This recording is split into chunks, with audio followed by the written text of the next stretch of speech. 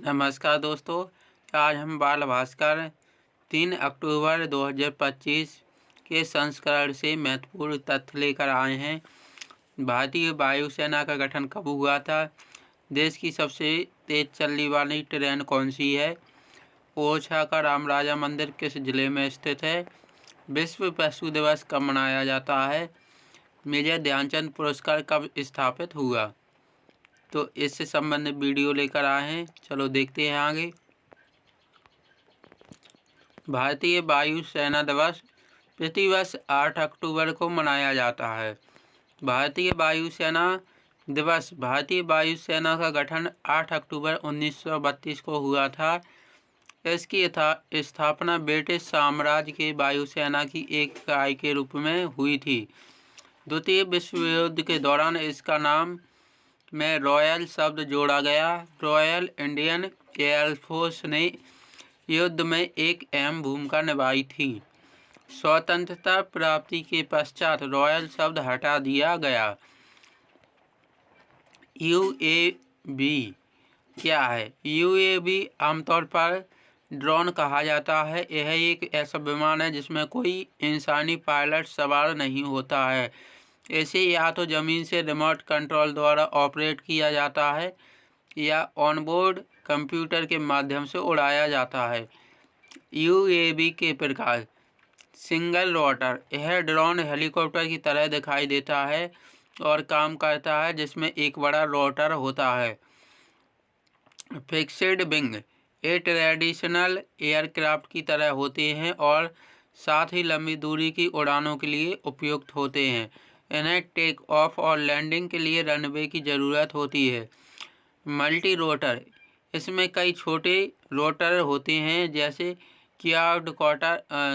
Quadcopter या hexacopter, जो इसे हवा में स्थिर रखने की ताकत देते हैं।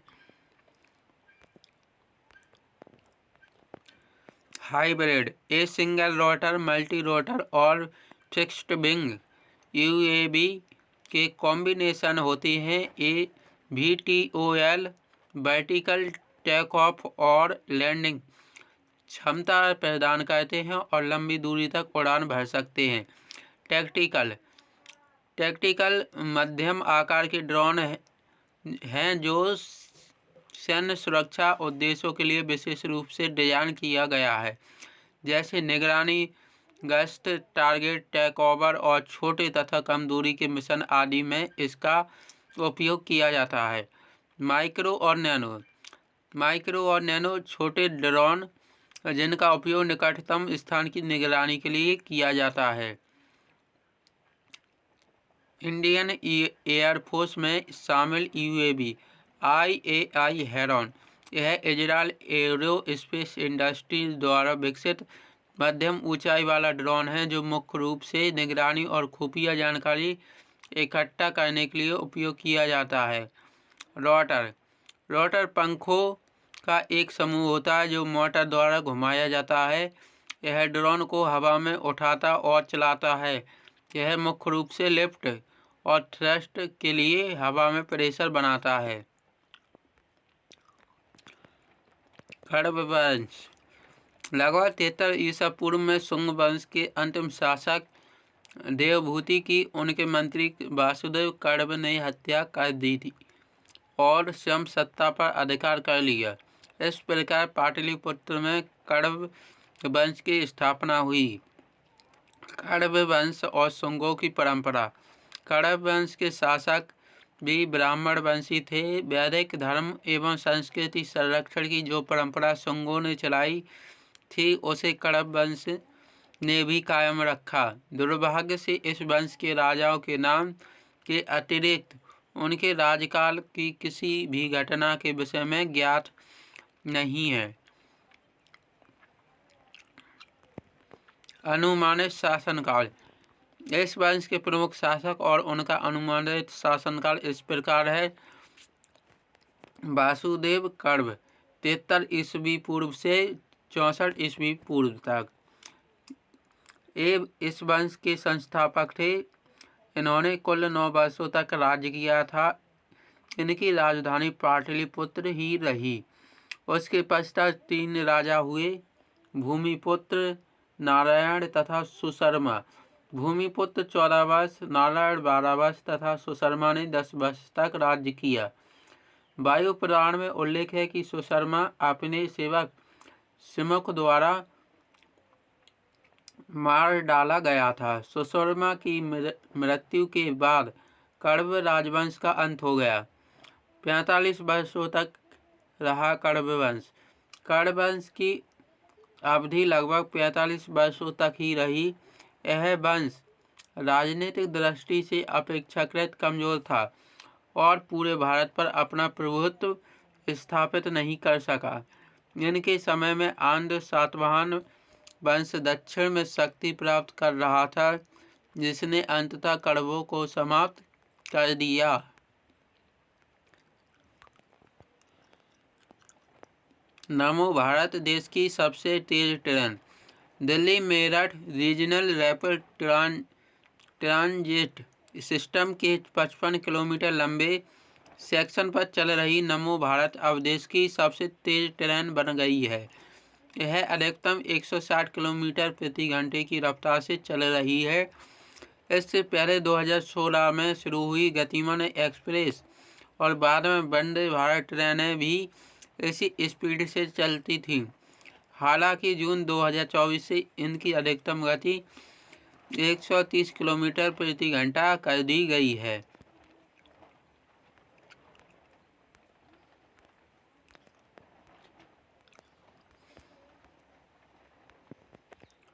ओरछा का राम राजा मंदिर।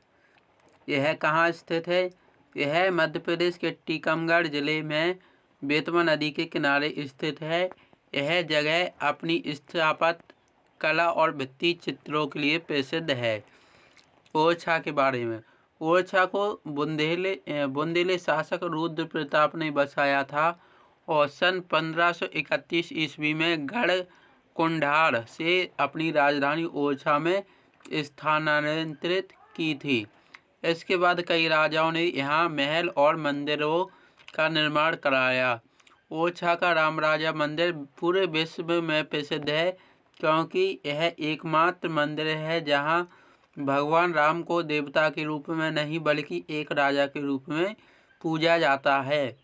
मंदिर खुलने और बंद होने पर उन्हें सलामी दी जाती है। शादी का भी शुभ कार्य हो तो सबसे पहले निमंत्रण राजा राम को ही दिया जाता है। अब हम इसका मंदिर देखते हैं किस तरह का है। तो यह इस तरह का मंदिर है। अब हम आगे देखते हैं। अब हम मेजर ध्यानचंद खेल रत्न पुरस्कार के बारे में देखते हैं। मेजर ध्यानचंद पुरस्कार आधिकारिक तौर पर खेलों में लाइफ टाइम अचीवमेंट के लिए दिया जाता है। इस पुरस्कार का नाम हॉकी के जादूगर मेजर ध्यानचंद के नाम पर रखा गया है। मेजर ध्यानचंद एक महान भारतीय फील्ड हॉकी खिलाड़ी थे, जिन्होंने 1926 से 1948 तक करीब 20 वर्षों के करियर के दौरान 100 से अधिक अंतर्राष्ट्रीय गोल किए थे। कब स्थापित हुआ? सन 2002 में स्थापित यह पुरस्कार ओलंपिक खेलों, पैरालंपिक खेलों, एशियाई खेलों, राष्ट्रमंडल खेलों, विश्व चैंपियनशिप और विश्व कप के साथ साथ क्रिकेट, स्वदेशी खेलों और पैरा स्पोर्ट जैसे आयोजनों में शामिल खेलों को दिया जाता है। कौन देता है यह पुरस्कार? यह पुरस्कार युवा मामले और खेल मंत्रालय द्वारा प्रतिवर्ष प्रदान किया जाता है। पहले प्राप्तकर्ता कौन थे? तो पहले प्राप्तकर्ता साहूराज बिराजदार मुक्केबाज के लिए, अशोक दीवान हॉकी के लिए और अपर्णा घोष बास्केटबॉल के लिए पहले प्राप्तकर्ता थे, जिन्हें सन 2002 में सम्मानित किया गया था।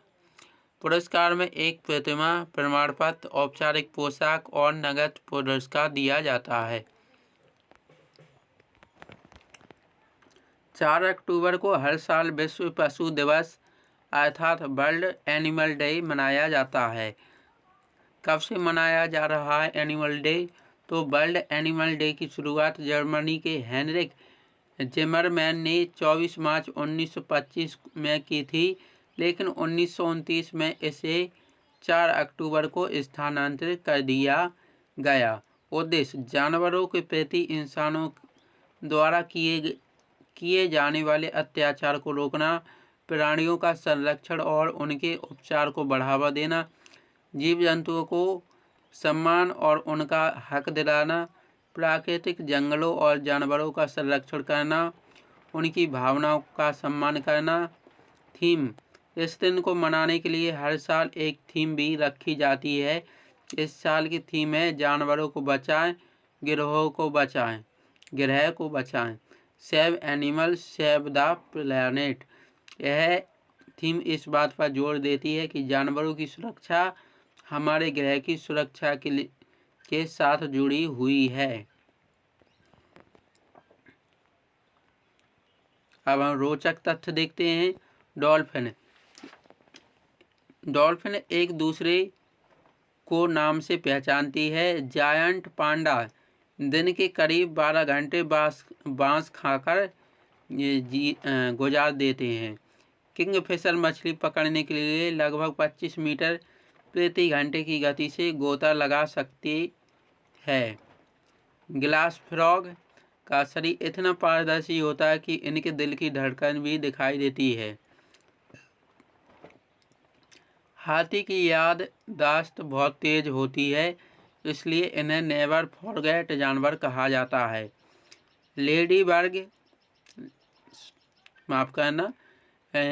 बग सिर्फ लाल और काले रंग की ही नहीं बल्कि अलग अलग रंगों की हो सकती है, जैसे पीली, गुलाबी, यहाँ तक कि काली भी, और उन सब के शरीर पर धब्बे या धारियाँ होती हैं। कुत्तों की नाक की छाप इंसान की उंगलियों के निशान के समान यूनिक होती है। स्लग की 4 नाक होती हैं। नारवैल को समुद्र के यूनिकॉर्न कहा जाता है, क्योंकि उनके पास लंबे घुमावदार सर्पिल आकार के दांत होते हैं। यह बिल्कुल यूनिकॉर्न के सींग की तरह नज़र आता है। तो दोस्तों, यह बाल भास्कर से संबंधित वीडियो था।